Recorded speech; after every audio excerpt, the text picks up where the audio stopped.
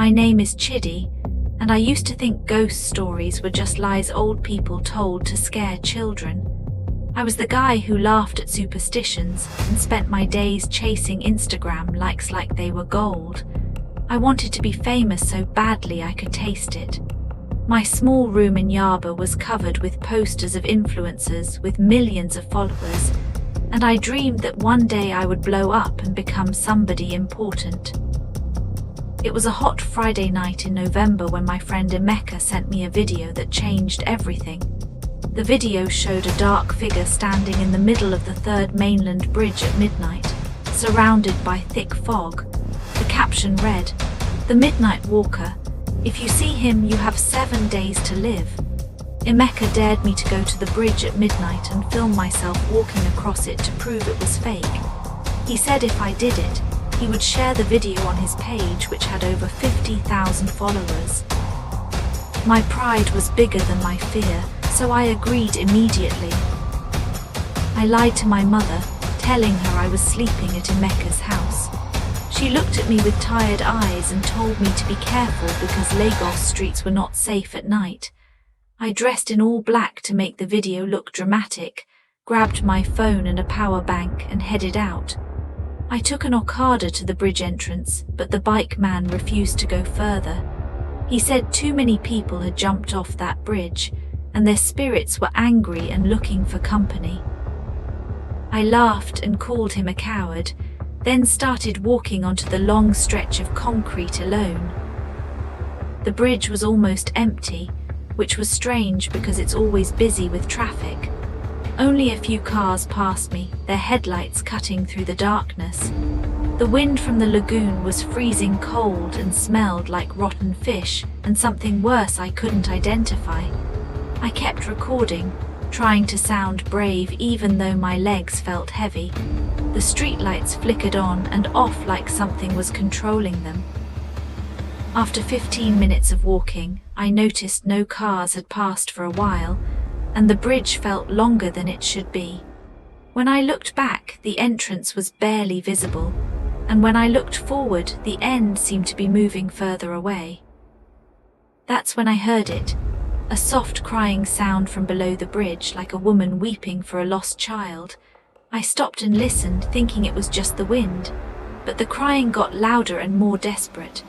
I walked to the railing and looked down at the dark waters of Lagos Lagoon. What I saw made my blood freeze. Dozens of pale hands were reaching up from the water, their fingers stretching toward the bridge like they were trying to climb out. The crying was coming from these hands. These were the spirits of everyone who had jumped off the bridge. I stumbled backward, almost dropping my phone. I needed to get off this bridge immediately. But when I turned around, he was standing directly in my path, the Midnight Walker. He was tall and thin, wearing an old black suit from the 1970s. His face was hidden under a wide hat, but I could see that where his face should be, there was only smooth blank skin. No eyes, no mouth, nothing. He stood perfectly still, not breathing, just watching me with his emptiness. My legs refused to move. The Midnight Walker began walking toward me, his steps making no sound. As he got closer, the temperature dropped so much I could see my breath. My phone screen started glitching, showing distorted images of people falling from the bridge. I finally found my voice and screamed for help, but my screams were swallowed by thick fog rolling in from all sides. The spirit stopped a few feet away, then slowly raised one long finger and pointed directly at my chest. I felt an invisible hand grip my heart and squeeze. He opened his mouth, which was just a dark hole, and spoke in a voice like 1,000 whispers. 7 days, he said. Then he vanished into the fog. I collapsed on the ground, shaking uncontrollably. My phone was still recording, but the footage was corrupted with static and strange symbols. I got up and ran toward the end of the bridge, not caring about anything except escape. Cars suddenly appeared again, honking as I ran wildly across the lanes. I kept running until I reached a bus stop. When I checked my reflection in a shop window, I understood why people stared. My face was completely pale, my lips were blue, and my eyes were wide with terror. I had aged 10 years in 1 hour. When I got home, my mother was waiting in the dark. She took one look at my face and started crying, asking what I had done.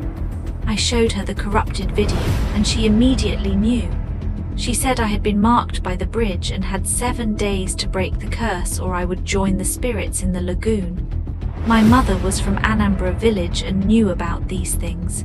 She took me to see Baba Segun, an old man in Ebute Metta who was a keeper of Lagos secrets. Baba Segun was over 90 years old with eyes that had seen too much. He told me the Third Mainland Bridge was built on sacred waters belonging to water spirits. The construction company ignored warnings and refused to perform rituals to appease the spirits. As revenge, the spirits made the bridge a place of sorrow, attracting suicidal people. The hundreds who died there became the Midnight Walker. Once he points at you, you have 7 days to either find someone to take your place or perform a dangerous cleansing ritual. Baba Segun gave me 2 options: pass the curse to another innocent person or fast for 6 days and perform a redemption ritual. I chose redemption. I fasted completely, only drinking blessed water, and gathered ritual items from 7 different Lagos markets: white chalk, palm oil, a black chicken, bitter cola, sea salt, red cloth, and holy water. Each day I grew weaker. At night I heard water dripping in my dry room and smelled the lagoon's rotten scent. My phone rang with calls from unknown numbers. When I answered, I heard people drowning and crying for help. On the 6th night, Baba Segun and I drove to the bridge at 11:30. The bridge was empty again and the same cold wind was blowing. We went to the spot where I'd seen the spirit. Baba Segun drew a chalk circle and placed me inside with all the ritual items. As midnight struck, he began chanting in Yoruba. The fog rolled in thick and heavy. The crying from below got louder. The Midnight Walker appeared, standing outside the circle, his blank face turned toward me. This time Baba Segun stood between us, holding a carved staff. He shouted at the spirit in ancient language, demanding it release me. The spirit began circling us, moving faster until it was just a black blur. I broke the chicken's neck and let its blood spill onto the sea salt. There was a loud crack like thunder, and the Midnight Walker screamed like metal scraping metal. The spirit lunged at me, arms stretching impossibly long, reaching for my throat. I threw the holy water at it, and where it touched, the spirit's body burned with blue flame. Baba Segun's chanting was joined by other voices from the air itself. The spirits of the drowned were speaking, but they weren't crying anymore. They were praying for release. The Midnight Walker broke apart into dozens of separate shadows, each one a different lost soul. The shadows swirled around us, then shot upward into the night sky like dark birds finally freed. The fog lifted. The cold wind stopped. The bridge was normal again. As the sun rose, we threw the ritual items into the lagoon as offerings. Driving away, I looked back and saw transparent figures at the railing waving goodbye. The spirits were finally free to move on. I had broken the curse and released many trapped souls. I deleted all my social media accounts that morning. I never uploaded the video. My life became simple and quiet. I found a real job as a mechanic and learned to appreciate small blessings. I no longer cared about likes or followers. I had seen what lived on the other side of fame, and it wasn't worth my soul. The story spread through the neighborhood, and I became known as the boy who survived the bridge curse. When young people ask if it's true, I tell them everything. I warn them that not every dare is worth accepting, and some places in Lagos should be respected and feared. The Third Mainland Bridge still stands today, carrying thousands of cars.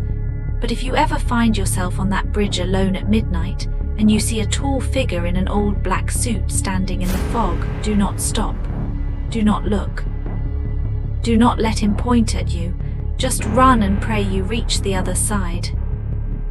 Fame is temporary, but death is forever. Some dares are not worth the price, and some ghosts are very real.